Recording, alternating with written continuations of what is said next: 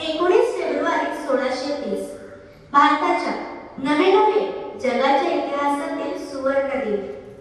400 वर्षाच्या भयानक काळानंतर याच दिवशी जणू पहिल्यांदा सूर्योदय झाला. परकीय आक्रमणामुळे क्षतिग्रस्त झालेल्या धर्माचे संस्थापन करण्यासाठी आणि अधर्माचा नाश करण्यासाठी प्रभू श्री कृष्ण पुन्हा अवतरला. शिवछत्रपतींचा जन्म झाला. तर आज शिवजयंतीचे औचित्य साधून छत्रपती शिवरायांच्या पुण्यस्मृतीस विनम्र अभिवादन करून सादर करत आहोत स्वराज्य तोरण. या कार्यक्रमाचा प्रारंभ आपण सरस्वती पूजन आणि शिवप्रतिमेच्या पूजनाने करूया. मी मान्यवरांना विनंती करते की त्यांनी कार्यक्रमाचा प्रारंभ करावा.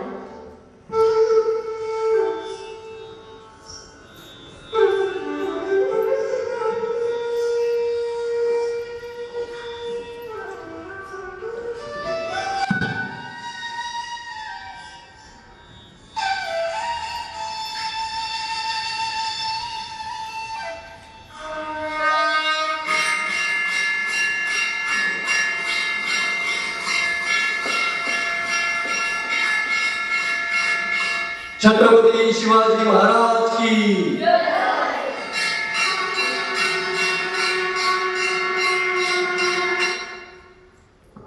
छत्रपती शिवाजी महाराज 18,306 दिवसांचे आयुष्य, पण एकही दिवस कधी व्यर्थ गेला नाही. बालपणापासून शेवटच्या क्षणापर्यंत अवघे कर्तृत्व आदर्शवत. या महापुरुषाच्या चरित्रातून जेवढे शिकावे तेवढे कमीच. प्रत्येक प्रसंग हा अध्ययनाचा विषय. असाच एक प्रसंग आपण पाहणार आहोत, ज्यामधून आपल्याला कळेल की आपल्या वयाचे असताना महाराजांनी काय दिव्य केले होते. स्वतंत्र साम्राज्याचे स्वप्न जोपासत थोरले महाराज साहेबांनी म्हणजेच शहाजी राजांनी लहानगे शिवबाच्या शिक्षणात कसलीही कमतरता पडू दिली नव्हती. भाषा, धर्म, शास्त्र आणि शस्त्र साऱ्याच विषयात शिवबा पारंगत झाले होते. दादोजींच्या सानिध्यात काव्यप्रवीण झाले होते. दुष्काळाने आणि अधमांच्या शापाने वांझ ठरलेल्या जमिनीवर कष्टाच्या सोन्याचा नांगर फिरवून शिवबांनी पडीक जमिनीचे नंदनवन केले होते. नांगर धरलेल्या शेतकऱ्यांच्या हाती आता तलवार सोपवण्याच्या प्रतीक्षेत शिवबा होते. स्वराज्याच्या ह्या यज्ञात स्वतः बरोबर सवंगड्यांच्या निष्ठेच्या समिधा अर्पिण्याचा शिवबांचा दृढ निश्चय होता. आणि राष्ट्रकार्याचे हेच खंडीर निरंतर प्रज्वलित ठेवत होती एक मागणी. पुण्यश्लोक राजमाता जिजाऊ माँसाहेब.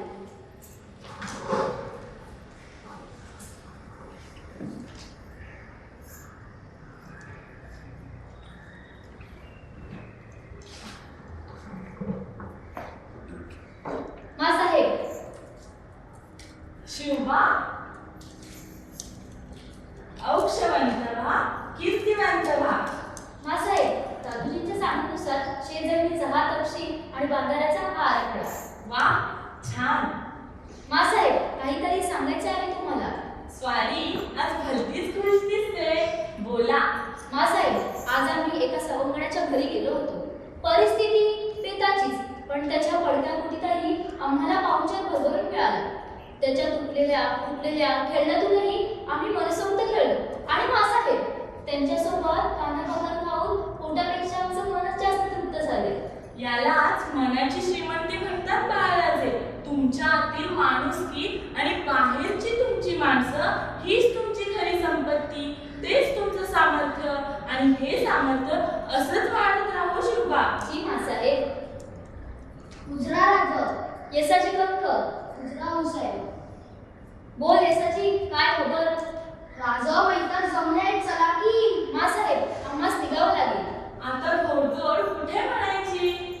रायरेश्वराच्या मंदिरात. महादेवाच्या चरणी साऱ्या सवंगड्यांच्या निष्ठेचा अभिषेक करा म्हणतो. अवश्य राजे, अवश्य. या कार्यात आई भवानी तुमच्या सदैव पाठीशी आहे. जगदंब. येतो माँसाहेब. शुभम भवतु. चला येसाची, चला. शिवबा साऱ्यांचाच लाडका. जहागीरदारांचा चिरंजीव असूनही आम्हा गरिबांच्या घरी येतो, काटा भाकर खातो, आमच्याशी खेळतो. शिवबाच्या ह्याच मनमिळावू स्वभावाने अनेक सवंगड्यांची मने जिंकली होती. शेवटी जिजाऊचे संस्कार. परंतु आज ह्या मित्रमेळाचे रूपांतर एका संघटनात होणार होते, जे इतिहास घडवणार होते.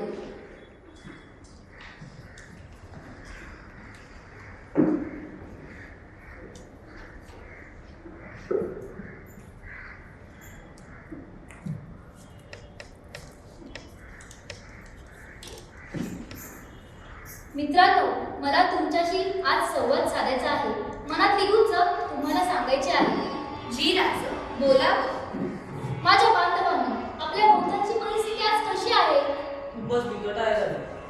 वैजी ना आया बहिणीला तुझ्या ना देव तुझे लई मंगा. त्यो देशमुख काय आणि देशपांडे काय, आमचीच माणसं मतदार म्हणून आमच्याच कोकांडी बसतात. या परिस्थितीला कारणीभूत आहेत ते परकीय सुलतान, ज्यांनी 350 वर्षांपासून हैदोस घातलाय. कित्येक मंदिरं पाडली, मूर्त्या फोडल्या, स्त्रिया वाटवल्या. प्रातःकाळी सडे शिंपणारे आमची माती त्यांच्या मुखातून सांडलेल्या मदिरेतून थिजून गेले. एक कोण निजामशहा, दुसरा आदिलशहा. दोघे एकमेकांसोबत कोल्ह्या कुत्र्यांसारखे झुंजत आहेत. अरे पण रणांगणावर मरत आहे ती आपलीच माणसं ना. हे कुठेतरी थांबायला नको का? वैजी थांबायला हवं, पण कसं म्हणू?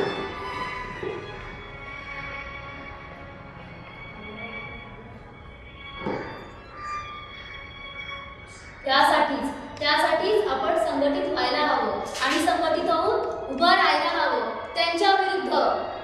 हा काय बोलतोय राजे? त्यांच्या विरुद्ध? आदिलशहा, निजामशहा, मंगोल त्यांच्या विरुद्ध? वयची गणित लई ताकदवर आहे. लाखाची फौज, हत्यारं बी तितकीच, दारू गोळा बी चिक्कार. आणि आपण कसं व्हायचं? का नाही होणार त्यांना? राया रावाने पुणे परगाव चाललास ना. मुराड जगदेवाने गाढवाचं नांगर फिरवून शेतीची दुरात केलीच ना. मग त्यातूनही जिद्द, चिकाटी आणि प्रयत्नाचं सोन्याचं नांगर फिरवून आपण राखीतून उभे राहिलोच ना. आज बहुतांश शेतजमीन लागवडीखाली आली आहे. मग असाच संघटित प्रयत्न करून जर आपली मातृभूमी गुलामगिरीतून मुक्त होत असेल तर तो प्रयत्न का करू नये? वयची प्रयत्न करावा, धर्मी माणसाठी प्रयत्न करावा. राज आता पटतंय बघा. हातात नांगर घेऊन शेत माळ पिकू शकतो, हातात समशेर घेऊन कणी बी कापू शकतो की. चला तर मग वर्षानुवर्ष थिजून गेलेल्या या मातीला परिश्रमाच्या घामाने आणि पराक्रमाच्या रक्ताने प्रफुल्लित करूया. हिंदवी स्वराज्य स्थापूया.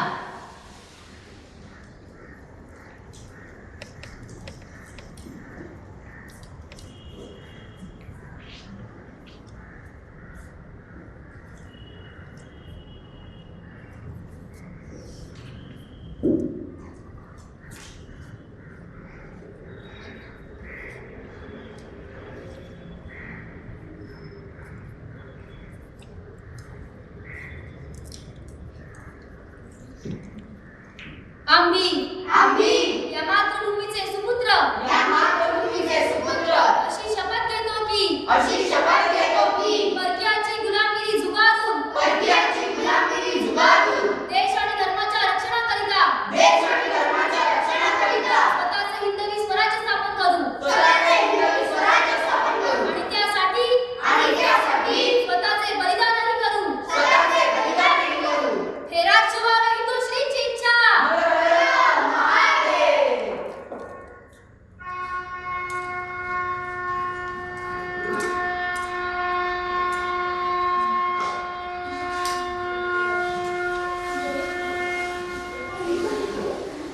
रायरेश्वर महादेवाच्या साक्षीने साऱ्यांनी शपथ घेतली.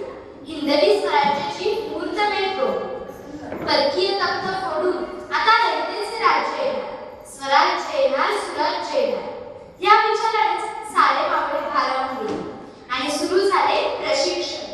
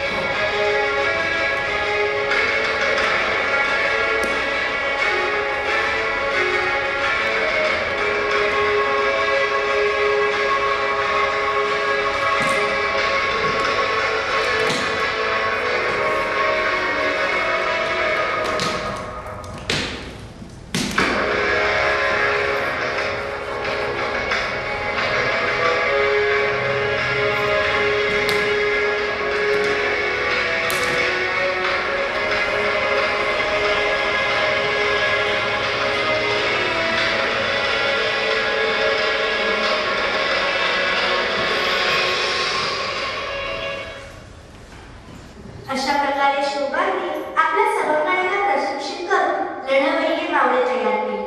त्याचबरोबर डोंगरदऱ्यांमध्ये फिरून चोरबाटा शोधल्या, शत्रूची टीका केली, त्यांचे पहारे आणि शस्त्रसाठा याची खडाखडा माहिती मिळवली. आता वेळ होती प्रत्यक्ष कृतीची. शत्रूचा कुठला गड जिंकून हिंदवी स्वराज्याचे पहिले तोरण लावावे हाच प्रश्न होता आणि त्यावर शिवबाचे उत्तर आले तोरणा. हो, मिळवलेल्या माहितीनुसार तोरणा हा गड आदिलशहाने जवळजवळ दुर्लक्षित केला होता. अपुरी शस्त्रे आणि कुटपुंजा श्रीमंतीचा दिसाळपणा शिवबाच्या चाणाक्ष नजरेने नेला. मावळ्यांमध्ये संचारलेला उत्साह पहिल्याच यशस्वीतेने द्विगुणित व्हावा यासाठी शिवबाने सहज जिंकता येईल अशा तोरणाची निवड केली. आणि एके दिवशी तोरणाकडे आदिलशाही सैनिक गाफील असताना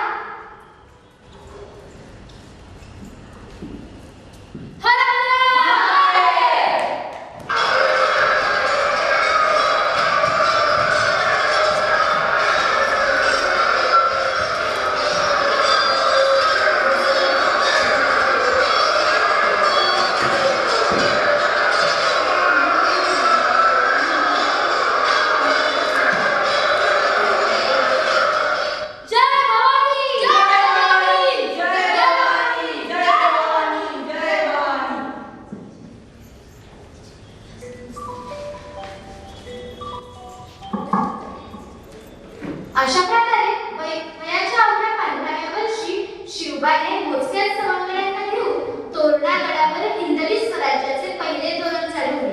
हा क्षण आनंदाचा होता.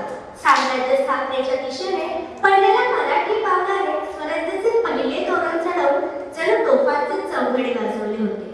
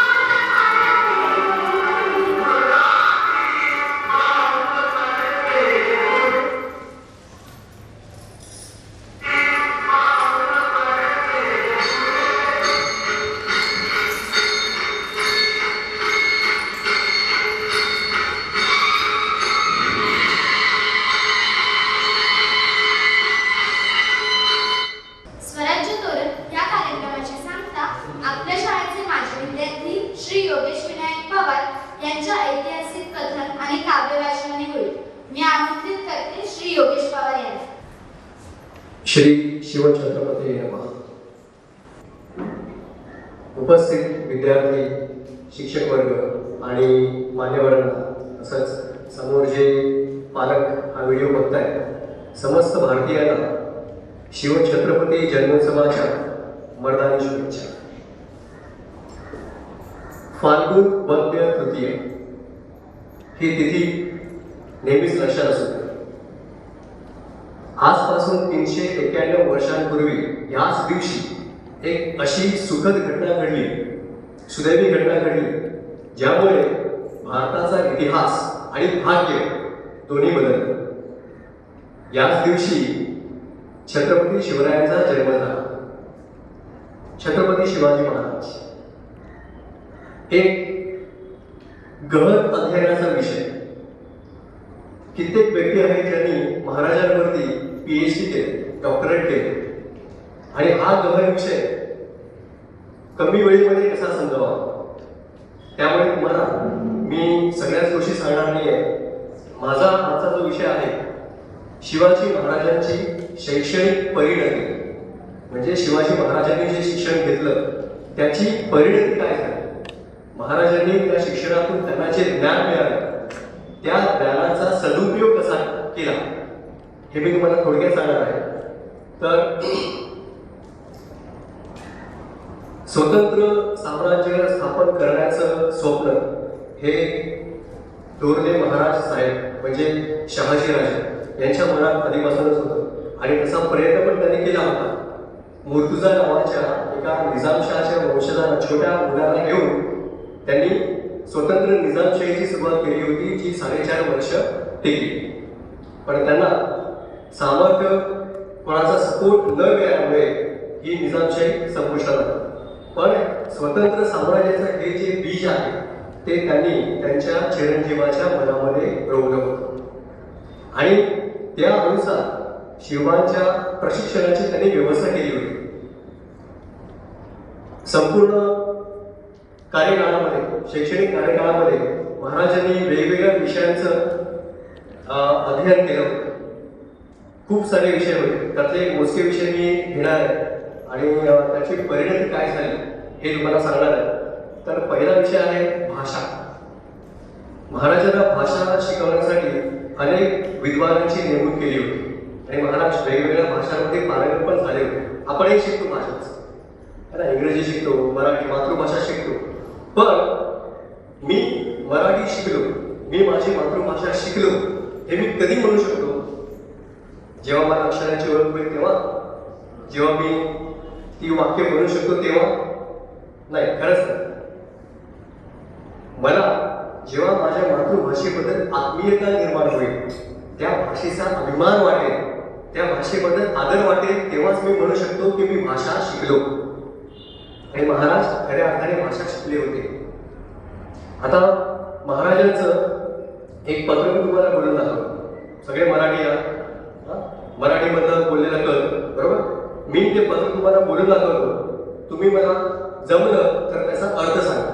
आता हा जो कालखंड होता, महाराजांच्या आधीपासूनचा कालखंड जो होता, तो परकीय आक्रमकांच्या ह्या सगळ्या परिस्थितीमुळे गाजला गेलेला होता. ठीक आहे, म्हणजे त्या परकीय परंपरेची जी विषमती होती ती आपल्या भारतीय परंपरेमध्ये मिसळली, आणि त्यामुळे आपली भारतीय परंपरा कलुषित झाली होती, आणि भाषेचा काही वेगळा विषय नव्हता. ठीक आहे, तर महाराजांनी लिहिलेलं पत्र आहे.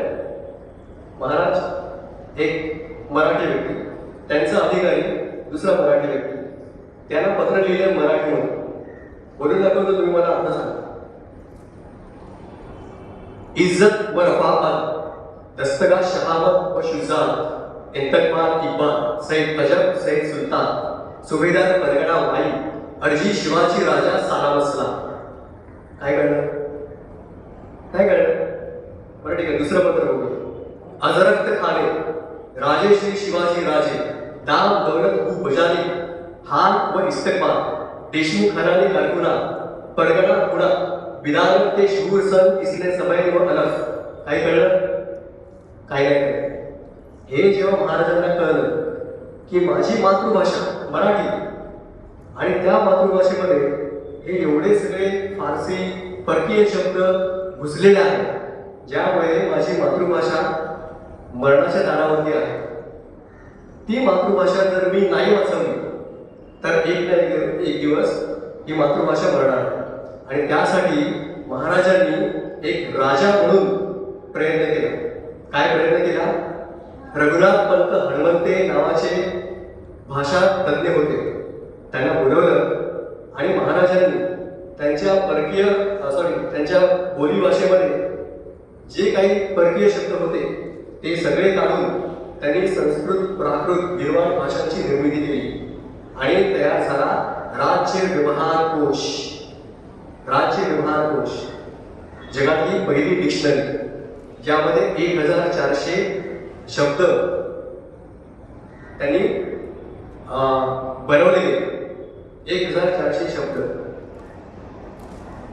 योद्धे बरेच होऊन गेले, पण भाषेसाठी ही जी जाणीव असते ना, संवेदना, ही संवेदना असणारे राजे एकमेव. आणि हीच प्रेरणा आपल्याला घ्यायची. आता पुढे 27 तारखेला मराठी भाषा दिन आहे. वर्षातून एकदा फक्त तो उत्सव साजरीकरण होत नाही.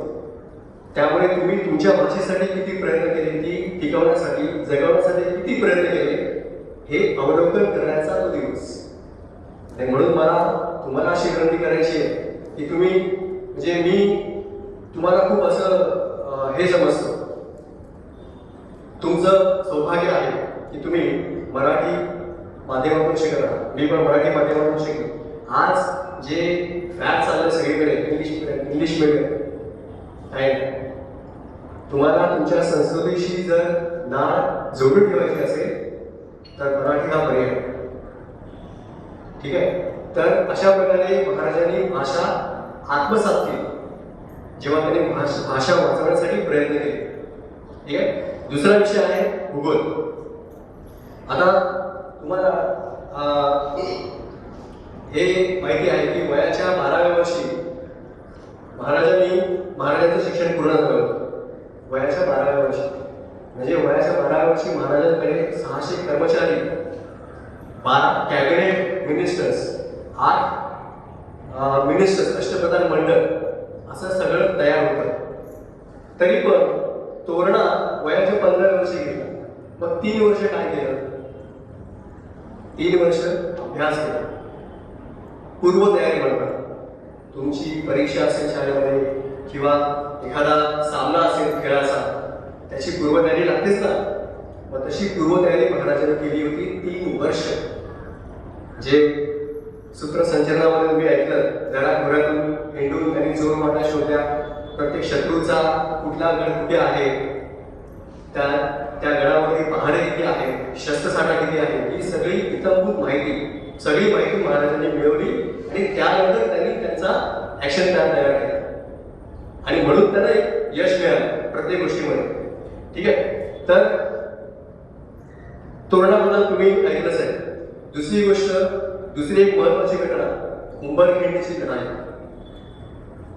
शाहिस्ता खान जेव्हा आला होता महाराष्ट्रावरती चालू, महाराजांना आणि हिंदवी स्वराज्याचा नाश करण्यासाठी हा जेव्हा आला होता तेव्हा त्याचा एक सरदार होता. त्याचं नाव होतं कारतलब खान. काय नाव होतं? कारतलब खान. ठीक आहे. तर शाहिस्ता खानाने ह्या कारतलब खानाला पाठवलं कोकण जिंकण्यासाठी. आणि हा शाहिस्ता खान 30,000ची फौज घेऊन निघाला. 30,000ची फौज. आणि तेव्हा मावळे इकडे नव्हते, स्वराज्याची सुरुवात होती. त्यावेळी महाराजांनी काय केलं की हा जो शाहिस्ता खान आहे, ठीक आहे, तर त्याने पाठवलेला हा कारतलब खान सरदार, त्याच्यामध्ये त्या फौजेमध्ये 30,000च्या फौजेमध्ये बरेच सरदार होते, शूर पराक्रमी बरेच सरदार होते. कारतलब खान स्वतः एक पराक्रमी सरदार होता मुघलांचा. ठीक आहे. तर हा निघाला आणि कोकणाच्या दिशेने जात होता. आणि महाराजांचं हेड खातं जे आहे इंटेलिजन्स, हे एकदम इफेक्टिव्ह. तर त्यांना खबर मिळाली कारतलब खान निघाला कुठे, कोकण जिंकण्यासाठी निघाला. ठीक आहे. आणि मध्यावरती नेतोजी पालकर सरसेनापती, नेताजी पालकर नाही, त्यांचं नाव नेतोजी पालकर. तर नेतोजी पालकर मध्यावरती होते जे कारतलब खानाशी युद्ध करू शकले असते, पण महाराजांचा निरोप आला, थांब, त्याला जाऊ दे, पुढे जाऊ, अजून पुढे जाऊ, तुम्ही काही ऍक्शन घेऊ नका. कर्नल खान पुढे गेला. त्याच्या सैन्यामध्ये जे सैनिक होते त्यांना हा जो आपला महाराष्ट्राचा भूभाग आहे ह्या भूभागाची भौगोलिक माहिती अजिबात नव्हती. काय महत्वाचं आहे, कुठलाही विषय आपण अभ्यासतो तो अभ्यास का महत्वाचा आहे, नीट आहे. त्या मुघलांना काही माहिती नव्हती की हा एरिया, हा संपूर्ण जो परिसर आहे, प्रांत आहे, कसा आहे, डोंगर, दर्या, नदी, त्यांना अशा भूभागाची सवयच नव्हती. त्यामुळे आधीच ते चालून थकलेले होते आणि हेच महाराजांना पाहिजे होते. आणि एका ठिकाणी आल्यावरती म्हणजे तो जो कार्तक खान होता तो सुरुवातीला नेतूजी पालकर होता. सुरुवातीच्या जो भाग होता तिथे नेतूजी पालकर होता. हा गडावर बसलेले होते. महाराजांनी मागून जाऊन मागचा रस्ता ब्लॉक केला. म्हणजे आता काय झालं, नेतूजी पालकर, कार्तक खान त्याचं सैन्य आणि पुढे महाराजांचं सैन्य, आणि बरोबर उंबरखिंडमध्ये आल्यानंतर हर हर महादेव अचानक घोषणा. आणि मावळे कुठे कुठे लपून बसले होते याची कल्पना पण करता येणार नाही. माकडासारखे झाडावर उड्या मारताय, नदीच्या प्रवाहातून येत आहेत, कुठून कुठून. म्हणजे हा सगळा हे सगळं पूर्वनियोजन आधीच झालं होतं की ह्या ठिकाणी आपल्याला कर्नाटकला गाठायचं. का?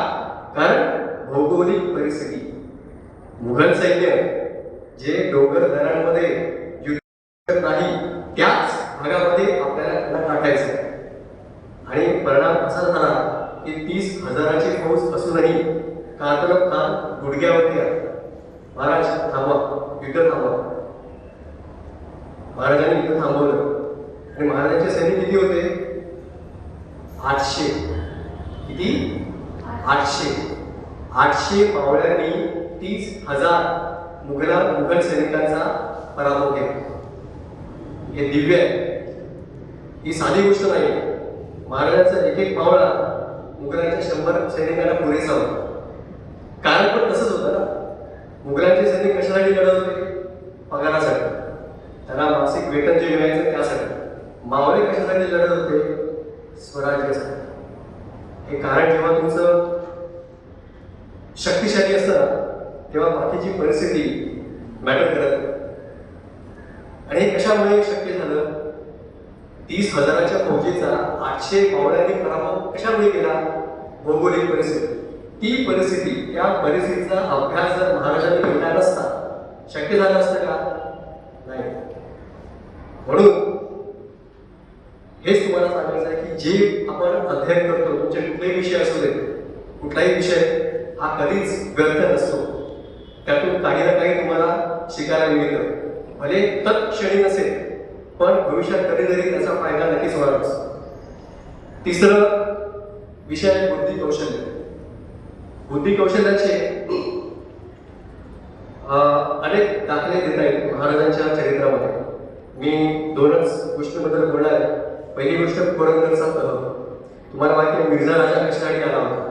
औरंगजेबाने मिर्झा राजा जयसिंगला पाठवला होता. कशासाठी? शिवाजी महाराज आणि त्यांचं हिंदवी स्वराज्य याचा नाश करण्यासाठी. आणि ह्या जयसिंग मिर्झा राजाने 400 ब्राह्मणांना घेऊन यज्ञ केला होता.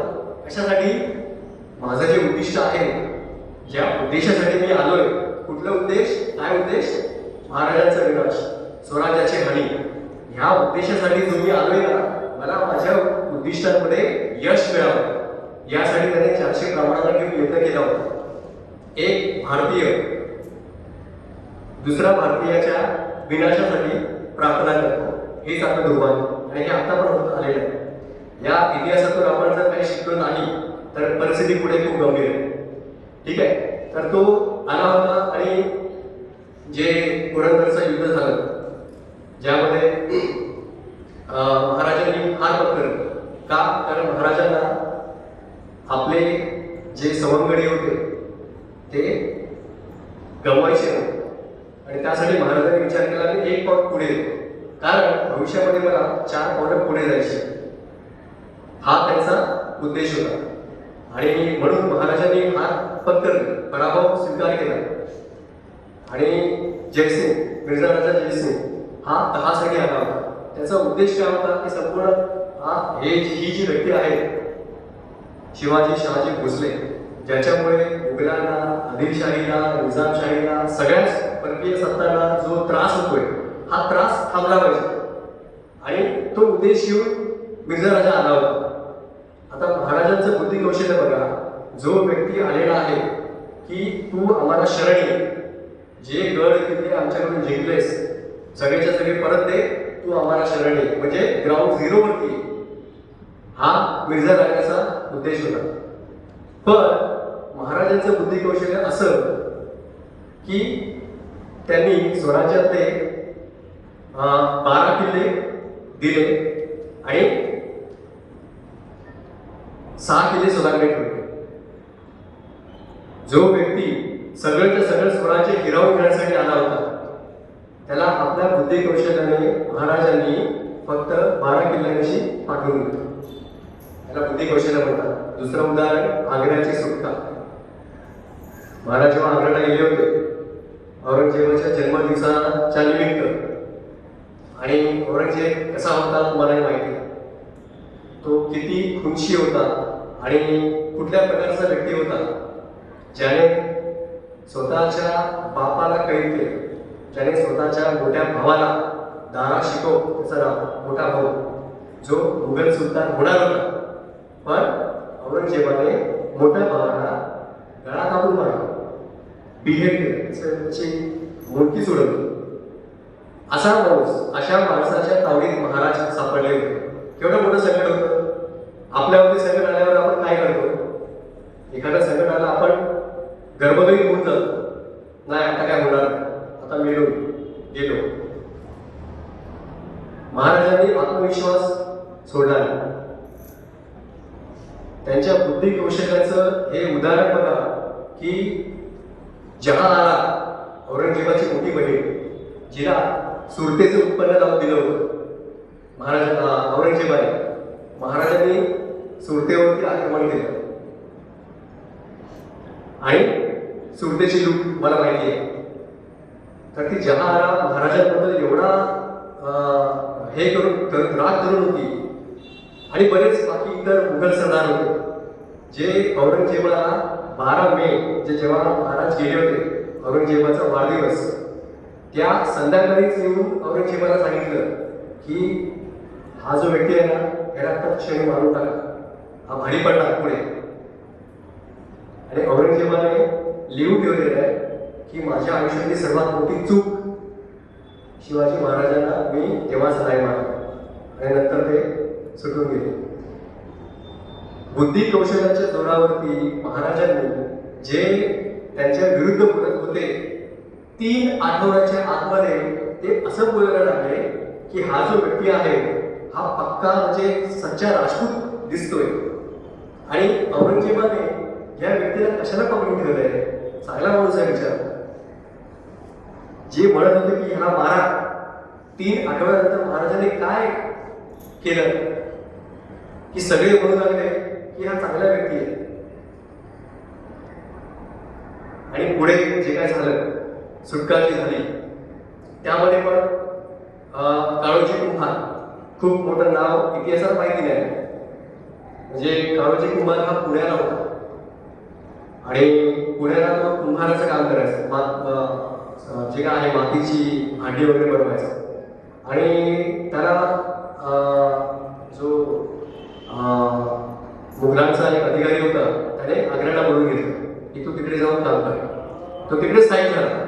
त्याला जेव्हा कळलं की महाराष्ट्रातून आपले राजे आलेले आहेत तेव्हा तो अवश्य जाऊन भेटला त्यांना, महाराजांना. आणि महाराजांनी त्याला फक्त एक गोष्ट सांगितली, काय तू फक्त एक करायचं, तुला जेवढा पैसा लागेल तेवढा मी देईन, तू काय करायचं, तुझी जी भट्टी आहे, मातीचं काम करतोस तू, तुझी जी भट्टी आहे त्या भट्टीमध्ये दिवसा धूर करायचा. लक्षात ठेवा, दिवसा काय करायचं, धूर सोडायचा, आणि रात्रीच्या वेळी त्याच्यातून ज्वाला निघाला पाहिजे, आग पेटवायची रात्री. कशासाठी, तुला काय करायचंय सांगतो तेवढं कर. महाराजांचा कुठलाही काळ आऊट झालेला नाही. अजूनपर्यंत कोणाला कळलेलं नाही कसं झालं. इनफॅक्ट महाराज आग्र्याहून राजगडावरती पोहोचले, त्यांचा रूट काय होता, कुठल्या प्रदेशातून ते आले, हे इतिहासाला आजही ठाऊक नाही. याला म्हणतात कॉन्फिडेन्शियल मॅटर. गोपनीयता कशी राखावी त्या काही त्यांना माहिती होतं. त्या काळूची कुंभारला सांगितलं, दिवसा फक्त तू दूर सोड, रात्री आग लाव. आणि एके दिवशी मिठाईचा जो पेटारा असतो, तो पेटारा एका खास कर्मचाऱ्याने उचलला आणि ती वेळ होती सकाळची. काळूची कुंभारला काय सांगितलं, दिवसा काय करायचं, दूर सोडायचं. आता तुम्हाला थोडं कनेक्ट होतं का सांगितलं असेल. काळोजी कुंभारची जी हे होती भट्टी होती, ती उत्तरेच्या दिशेने होती. आग्रा त्याच्या उत्तरेला त्याची भट्टी होती. महाराष्ट्र मागे दक्षिणेने. महाराजांना जर पळायचं आहे त्याने कुठल्या दिशेने जावं, मागच्या दिशेने, दक्षिणेला. त्याची भट्टी उत्तरेला होती. महाराज सकाळच्या वेळी जेव्हा सुटकाहून निघाले, ते निघाले कुठे, धुराच्या दिशेने. कळलं त्याला का सांगितलं होतं, दिवसा दूर रात्री आग. जर मी रात्री निसटलो तर मला आगीच्या दिशेने निघायचं, जर मी दिवसा निसटलो तर मला धुराच्या दिशेने निघायचं. याला म्हणतात प्लॅनिंग. त्यांना माहिती होतं की राणा खानाला खबर दिलेली आहे की ह्यांना सूक्ष्मोक्ष लावा. राणादास खान हा औरंगजेबाचा कॉन्ट्रॅक्ट किलर. नजरबेगचीला राणादास खान हे त्याचे कॉन्ट्रॅक्ट किलर होते. नजरबेगचीलाने दाराशिकोला मारला होता. त्याप्रमाणे राणादास खानाला सांगितलं की कार्यक्रम उठून टाका.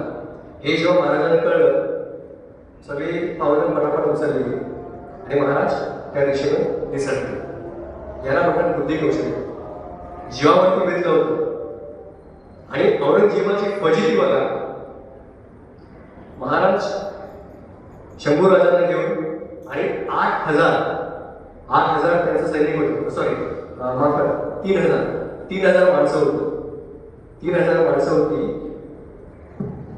महाराज युद्ध केले बघा. शिवाजी महाराज, शंभूराजे, 3,000 माणसं, 8 हत्ती पण होते. 8 हत्ती महाराष्ट्रातून निघाले, आग्र्याला गेले. महाराज अडकले. पण बुद्धी कौशल्याच्या जोरावरती महाराष्ट्रात कोण कोण परत आले, शिवाजी महाराज, शंभूराजे, 3,000 माणसं, 8च्या 8 हत्ती. Not even single casualty. एकही माणूस दगावला नाही. औरंगजेबाच्या तावडीतून एकही माणूस दगावला नाही. याला म्हणतात बुद्धी कौशल्य. असेल एखादं उदाहरण सांगा. तर अशा प्रकारे महाराजांनी बुद्धी कौशल्याचे जे त्यांना पाठ पडवले गेले होते, जे त्यांनी शिकले, ते त्यांनी प्रत्यक्षात आणलं. मी तुम्हाला हे सांगण्याचा प्रयत्न करतो, जे तुम्ही आता अभ्यास करताय ते तुम्ही प्रत्यक्षात आणायचं आहे भविष्यामध्ये. आणि तिसरा चौथा जो विषय होता, तो विषय होता शस्त्रविद्या. याच्याबद्दल मी म्हणजे अफजल खानाचा वर्ग बोलायचं म्हटलं तर असं तास मी बोलू शकतो. आणि खूप हा जो विषय आहे ना, म्हणजे तुम्हाला एकाच उदाहरणामधून कळेल की युनायटेड स्टेट्स त्यांची जी मिलिटरी आहे, त्यांची वेस्ट पॉइंट मिलिटरी अकॅडमी आहे. वेस्ट पॉइंट मिलिटरी अकॅडमी, त्यामध्ये जगामध्ये जे युद्ध लढले गेले संपूर्ण जगामध्ये, त्याचे मॉडेल्स त्यांनी तयार करून ठेवले.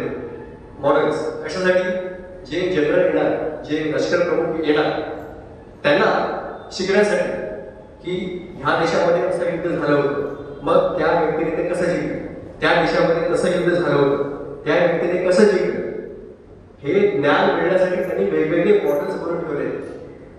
आपण सुदैवी आहोत की भारतातले 2 मॉडेल तिथे आहेत. पहिलं मॉडेल प्रतापगडचं युद्ध आणि दुसरं मॉडेल पालघरची लढाई.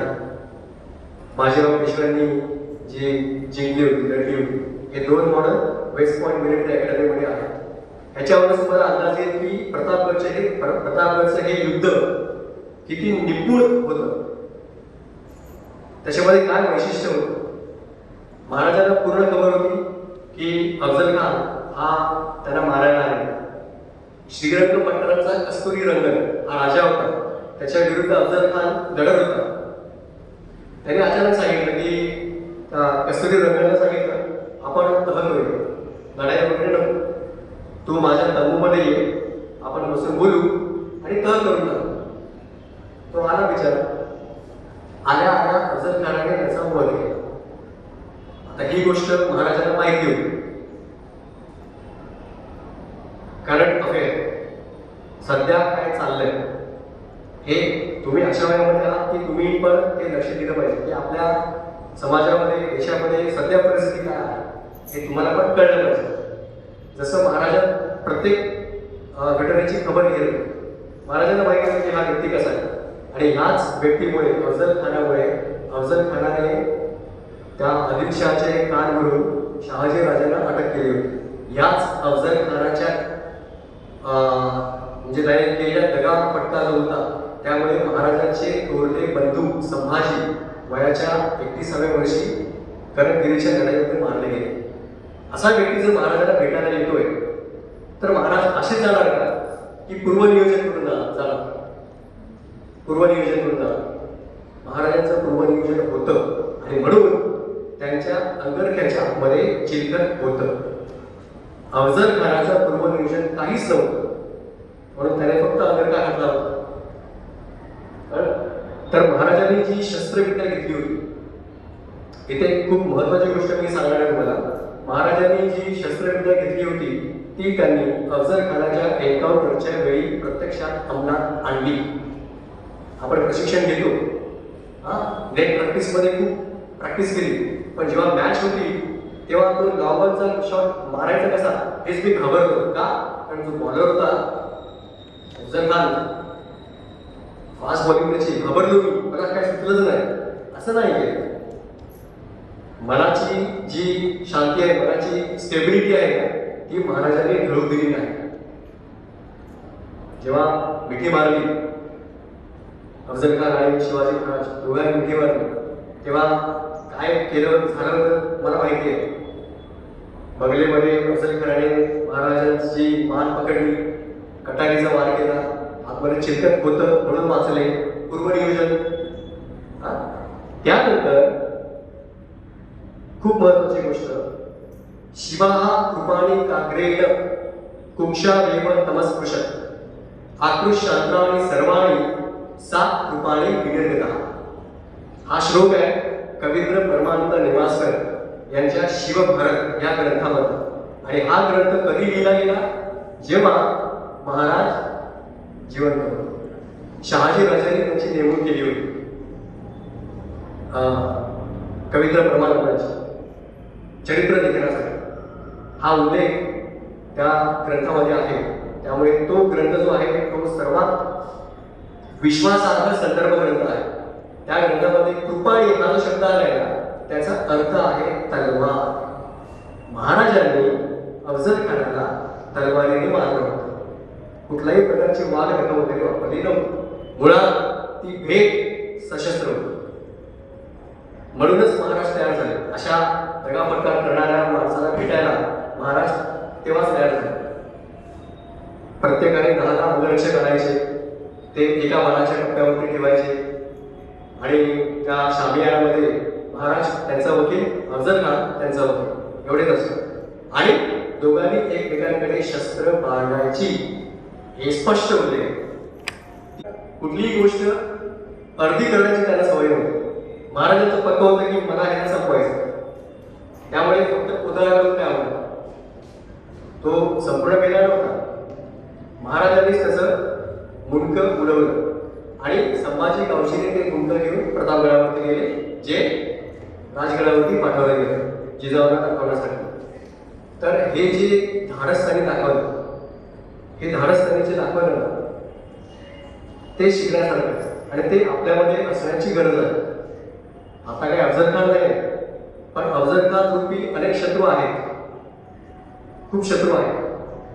वय म्हणजे मानवी रूपामध्ये नसते, इतर इतर रूपामध्ये नसते, पण त्या शत्रूची त्या परिस्थितीशी झगडण्याची आपली जी शक्ती आहे त्या शक्तीला जागृत करण्याचं काम इतिहास करतो, म्हणून इतिहास वाचला पाहिजे. ठीक आहे. तर अशा प्रकारे अफजल खानाचा हा जो वध झाला, 13,000 महाराजांची फौज, 40 ते 45,000 अफजल खानाची सेना संपूर्ण धुमावणार. मगाशी जे उंबरखेडचे मी सांगितलं लढाई, त्याच्यामध्ये कारतल खान हरला, पराभव पत्करला त्याने. त्यामध्ये तर त्या युद्धामध्ये काय केलं असेल मावळ्यांनी, जी मुघल सेना होती, मुघल सैन्य शस्त्र तर घेतली, कारण ती रीतच होती, तुम्ही हरला सगळं सामान ठेवा आणि निघा. त्यामुळे ती शस्त्र तर मिळाली, घोडे मिळाले, उंट मिळाले, जी काही साहित्य सामग्री होती ती सगळी मिळाली. त्याच्यासोबत मावळ्यांनी मुघल सैनिकांचे कपडे देखील काढून घेतले. कशासाठी? हिडून दाखवायला. कशासाठी असं? महाराजांच्या सांगण्याशिवाय तर काहीच होत नव्हतं, बरोबर. कपडे यासाठी काढून घेतले कारण महाराजांचं हेर खातं, बहिरजी नाईक यांच्या त्या हेर खात्यामध्ये जवळजवळ 3,000 कर्मचारी होते. जे काय बरोबर त्या लोकांविषयी आपल्याला नावच माहिती आहे त्यांची, जे कसं काम केलं असेल त्यांनी. त्या 3,000 जे कर्मचारी होते, गुप्तहेर खातं त्यांचं, तर काय करायचे, हे लोक मुघलांचे जे गणवेश आहे ते घालून मुघलांच्या सैन्यामध्ये जायचे, बातम्या करायचे. असंच झालं होतं जेव्हा महाराजांनी लाल महालावरती आक्रमण केलं होतं, सर्जिकल स्ट्राईक, जगातला पहिला सर्जिकल स्ट्राईक. लाल महालावरती महाराजांनी जे आक्रमण केलं, तर ते कसं झालं, ती माहिती कशी मिळाली की शाही खान कुठे आहे, किती हजाराची फौज आहे, हे कसं कळलं त्यांना? त्यांचे जे गुप्तहेर होते हे त्यांच्या गणवेशामध्ये जाऊन सगळी खबर काढायचे आणि त्यासाठी ते कपडे काढले गेले होते. ठीक आहे. प्रत्येक घटनेला कारण आहे. तर अशा व्यक्तीची, अशा महान पुरुषाची आज जयंती, आणि अशा घटनेवरती मी जर काव्य नाही लिहिलं तर खूप मोठा मी दुर्भाग्य आहे. तर ही जी घटना आहे महाराजांचा जन्म, त्यावरती मी एक कविता लिहिली, ती मी तुम्हाला शेवटी वाचून दाखवतो. आता हा जो कार्यक्रम होता म्हणजे 12व्या शतकापासून, आक्रमण 7व्या शतकापासून होत आहे, 12व्या शतकापासून जोर धरला गेला, आणि 12व्या शतकापासून आपल्या देशाची परिस्थिती जी आहे ती खालावत गेली. ही जी परिस्थिती आहे ती परिस्थितीचा आढावा थोडा घेतला गेलेला आहे, आणि मग महाराजांचा जन्म होतो. ठीक आहे. तर कवितेचं शीर्षक आहे शिवोदय. शिवोदय. जेवढा प्रखर आणि तेजस्वी सूर्योदय, तेवढाच प्रखर आणि तेजस्वी शिवोदय, शिवाचा उदय. कोण? शिवाजी महाराज. ठीक आहे. प्राचीन पावन पुण्यभूमीवर, जे भारत, प्राचीन पावन पुण्यभूमीवर नगर सुफलाम विकसत होते. सडा अंगणी घन नांजणी सौख्य अपार नांदत होते. ही भारताची पहिली परिस्थिती. भारत सोने की चिडिया थी, ऐकलं असेल ती ही परिस्थिती. सगळी समृद्धी आपल्या देशामध्ये होती. प्राचीन पावन पुण्यभूमीवर नगर सुफलाम विकसत होते. सडा अंगणी घन नांजणी सौख्य अपार नांदत होते. देवगिरीचा रामदेव तो, रामदेवराय यादव, देवगिरी किल्ला जो आता दौलताबाद म्हणून प्रसिद्ध आहे. देवगिरीचा रामदेव तो दक्षतेस किंचितसा ढळला. त्यांनी दक्षता नाही पाळली. देवगिरीचा रामदेव तो दक्षतेस किंचितसा ढळला. रेटून फौजती सैतानाची विंध्य तुडवून खिलची धडकला. अल्लाउद्दीन खिलजी.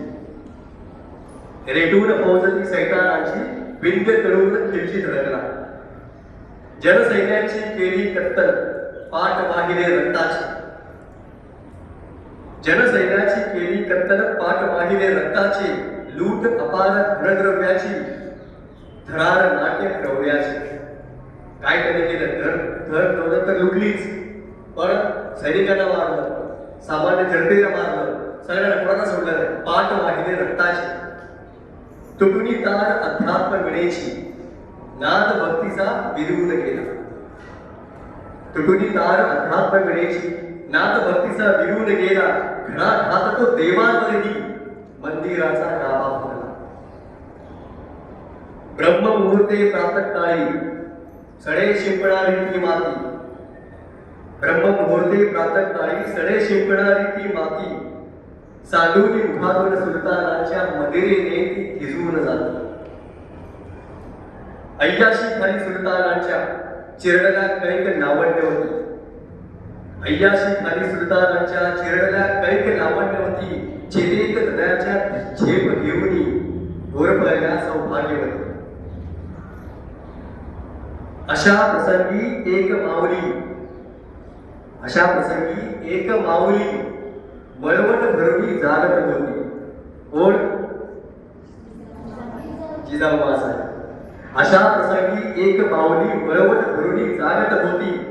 धर्म स्थापण्या अधर्म मारण्या जन्मप्रभूचा मागत होती. घटका फळे नक्षत्र निमिषे घालती गिरट्या शिवनेरीला. घटका फळे नक्षत्र निमिषे घालती गिरट्या शिवनेरीला. स्वागत करण्या महानायका आदराने अवकाश थांबला. फाल्गुन मध्य तृतीयेच्या दिवशी वरदानी ती प्रसूत झाली. फाल्गुन मध्य तृतीयेच्या दिवशी वरदानी ती प्रसूत झाली. इवल्याशा पावन पदस्पर्शांनी अवघी पृथ्वी शहारून गेली. पडवून दुदंबी अभिमानाची सह्याद्रीचा कडा गरजला. पडवून दुदुंबी अभिमानाची सह्याद्रीचा कडा गरजला. तक्त फोडण्या पातशहांचे कृष्ण रूपी शिवरूप जन्मला. सारुनी भयावह काळ रात्रीच्या सूर्योदय विश्वांकित झाला. सारुनी भयावह काळ रात्रीच्या सूर्योदय विश्वांकित झाला. देव देश अन धर्म तारण्या जिजाऊ पोटी देव जन्मला. शिवोदय झाला, शिवोदय झाला. तर अशा प्रकारे छत्रपती शिवाजी महाराज जे यानंतरही पिढ्यानपिढ्या प्रत्येक शताब्दी नंतरही आपल्या सर्वांसाठीच, मी फक्त भारताची गोष्ट नाही करत, संपूर्ण जगासाठी आदर्शवत आहे अशा महापुरुषाला आज त्यांच्या जयंतीनिमित्त वंदन करतो आणि माझे दोन शब्द थांबवतो. धन्यवाद. जय जिजाऊ, जय शिवराय.